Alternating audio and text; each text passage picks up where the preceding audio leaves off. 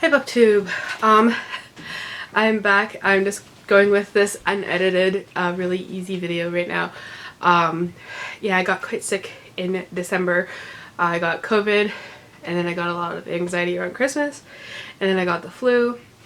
So if I sound congested and out of breath, I'm still recovering. Yeah, I feel a lot better, but I'm still congested. But I wanted to get on here and make some videos finally, and we're just gonna go with the currently reading right now. I've read 2 comics so far this year. One is Beneficio, which is a Polish comic about this young girl who runs away, and yeah, it's more. I heard it was a poem, just with in comic format. It was okay. Nothing special or really interesting, honestly. So the other one was Enola Holmes, which I thought was originally a comic, but is apparently started out as a middle grade novel. So this was a very short, very short. I think it was only like 40 odd pages. Adaptation of it, so everything happened quite fast. Enola Holmes is the sister of Sherlock Holmes, and she's investigating the case of her mother. She's missing, but also along the way solving smaller mysteries. So this one is the mystery of a young boy, I think, and finding him and helping him. Yeah, so those were the comics I finished. Oh, I also finished The Langoliers by Stephen King. Yeah, that was a really interesting book. That is about a group of people on a plane, fall asleep and wake up, and they're the only ones on the plane. And like weird stuff happens. It's Stephen King. Like, what more do I have to say?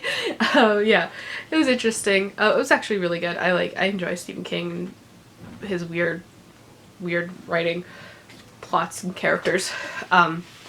Yeah, down to what I'm actually currently reading. Oh no, I actually finished another book too. Let's talk about that one. This is The Cloister Walk. I don't have the cover on it currently, by Kathleen Norris. And it's about this woman decides to become an oblate at a Benedictine monastery, which means that she's just going there to kind of experience life in the monastery, study, and do all sorts of things. And it's her thoughts on religion and poetry. And at the end, it kind of, I think she was just trying to get a certain amount of pages and was just talking about her life. I honestly skipped over a lot of those parts. I wanted to learn more about her thoughts on religion than anything. There's some really interesting aspects, but first my battery's flashing at me, so I'm going to change that. So the angle's changed, obviously, because I had to switch my battery. I don't remember what I was at, the angle I was at, but let's just go here. The Cloister Walk I was talking about, there's a really interesting part further on in the book where she actually talks about the Virgin Martyrs, and it's a really interesting look at feminism in the Catholic Church. Yeah, I really appreciated that. And then she maybe ruined it by talking about laundry and how women do laundry. And I was just like, okay, but men also do laundry, don't they? Like, why is it so special? I mean, I enjoy doing laundry too. I love folding. It's just a weird quirk of mine, but it's not because I'm female. So that was interesting. Like, she was progressive in some ways and then regressive, I guess, in other ways. I'm just gonna pull it open and quote something. Our goal, on celibacy. She talks a lot about celibacy too, in the end. So our goal is to be celibate, conscious, passionate people. When it works, the celibate is, in the words of another sister, stretching the ability to love, and particularly to love non-exclusively. The students taught by teachers have often been the beneficiaries of this. More than one sister spoke to me about the joy of being able to draw on maternal instincts, particularly with their younger students. But I believe it goes beyond that. As Sally Klein, who as a child had the odd experience of being the only Jewish girl in a British convent school, had written, I understood that one of the greatest gifts the nuns gave to us, their girls, the gift of passionate attention, comes from their celibate philosophy that loves all and loves all well. So that was an interesting look there. Yeah, definitely lots to think about in this book. I can't tell yet whether I've enjoyed it or not because of the personality of Kathleen. I don't think we'd get along very well. But yeah, it's still an interesting read. I just started this today. This is Dropped Threads, What We Aren't Told. And the premise of this, it's put together by Carol Shields and Marjorie Anderson, is that there's certain things in womanhood that aren't talked about. So it says here, the Women's Network let me down. Nothing I've ever heard or read prepared me for this.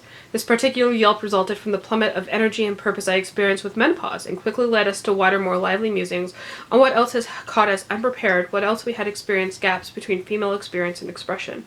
And so they get a whole bunch of, I don't know if they're all Canadian,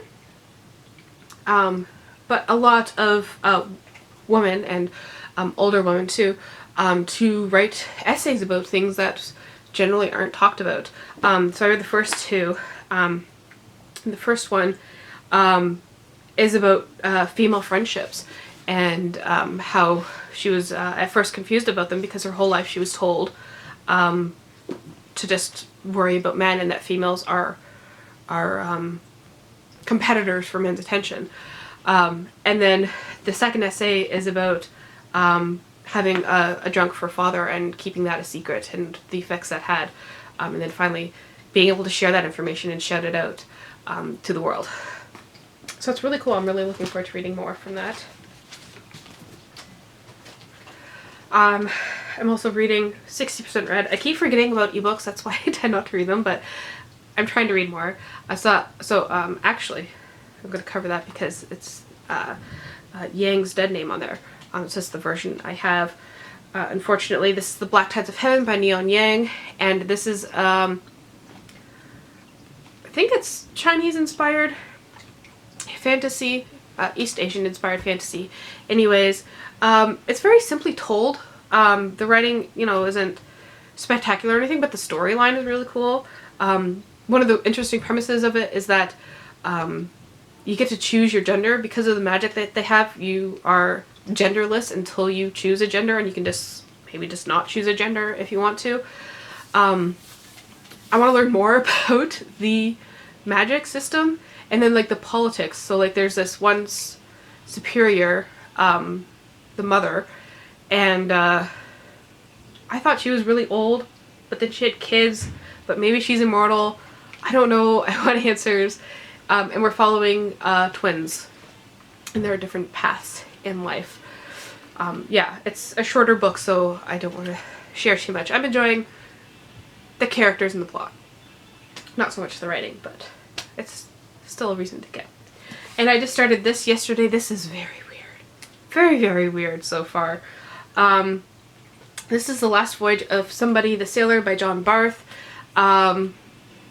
Yeah, what can I say about this? This is supposedly about, it's set both in the modern world and the mythical realm of medieval Baghdad.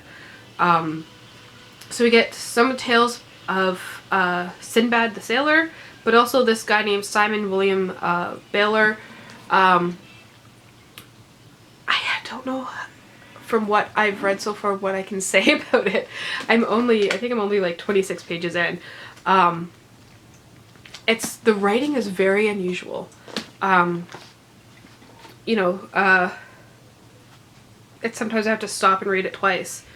But it's cool at the same time. Like each one ends and then leads into the next one. So the whole time straddling the story of The Last Voyage of Somebody the Sailor, and that story ends with now told a version of the tale of somebody's first voyage, and it's interesting. I'll probably have more to say once I'm more than 26 pages into the book. I think that's all that I've currently read and am currently reading. Yeah, I'm glad to get back into reading after the mess that was December. Yeah, let me know what you're currently reading, and thank you for watching.